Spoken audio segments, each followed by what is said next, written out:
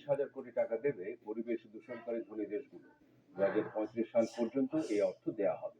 আজ আজারবাইজানের রাজধানী বাকুতে জাতিসংঘের জলবায়ু সম্মেলনে এই অর্থায়নের বিষয়ে ঐকমত্যে পৌঁছেছে প্রায় 200টি দেশের প্রতিনিধিরা। বিস্তারিত ডেস্ক রিপোর্ট। যদি বলা হয় বিশ্ব জলবায়ু সম্মেলনের প্রধান লক্ষ্য কি, উত্তর হবে জলবায়ু অভিযোজন তহবিল গঠন। আবার যদি বলা হয় এতগুলো কপ সম্মেলনের সবচেয়ে বড় ব্যর্থতা কি, তাহলে আসবে ওই একই উত্তর, এতদিনে একটি জলবায়ু তহবিল গঠনে ব্যর্থ হওয়া। এবার সেই অপবাদ হয়তো ঘুচতে যাচ্ছে। COP29 বাকু সম্মেলনে অংশগ্রহণকারী দেশগুলো 30,000 কোটি টাকার জলবায়ু তহবিল গঠনে রাজি হয়েছে। তারপরও কথা থেকে যায়, এই তহবিল আদৌ কতখানি কাজে আসবে এবং তহবিলের পুরো অর্থ পাওয়া যাবে কি?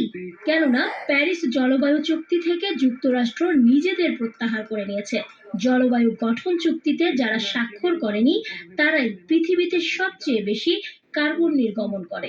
এই যেমন রাশিয়া, চীন, ভারত সহ আরো কয়েকটি বড় বড় দেশ এই চুক্তিতে স্বাক্ষর করেনি।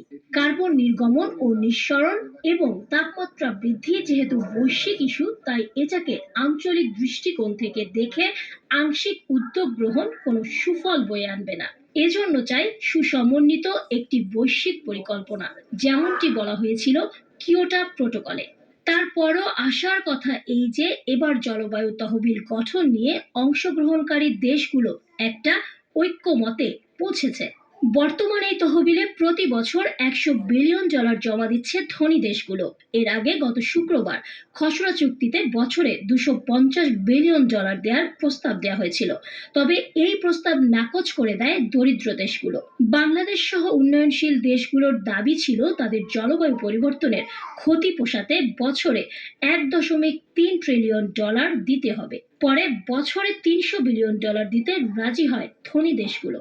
এখন দেখা যাক ধরিত্রী বাঁচাও আন্দোলনে কে কতখানি এগিয়ে আসে, সামনের সারিতে থাকে কারা।